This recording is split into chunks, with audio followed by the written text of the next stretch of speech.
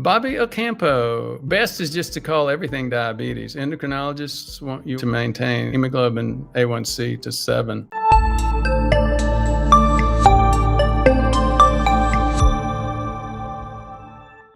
For the latest in health-related information and ways to save your life, check out the newsletter. So 2 different points and 2 different reactions. Yes. Number 1, assume prediabetes is the same as diabetes. Number 2, assume you have it until absolutely proven otherwise. And even if you get one of these OGTTs, unfortunately, most OGTTs come with a lab interpretation, and unfortunately, the labs interpret it badly. So here's the way the labs interpret it. If I've seen it once, I've seen it hundreds of times where patients did actually get an OGTT. They read the lab interpretation and said, oh, well, good, I'm fine. The lab is set up for nothing except 2 standard deviations. Well, 2 standard deviations means 5 out of 100 or 1 out of 20, and you're getting plaque at more like 10 out of 20. Because if you start thinking about it, you start looking at the statistics, this is very true. I'm not making it up. What portion of people have prediabetes starting at what age? The CDC's outdated site, they would say 1/3 starting at age 60. Much more conclusive data, much more reliable data has come out of the JAMA network. It's come out of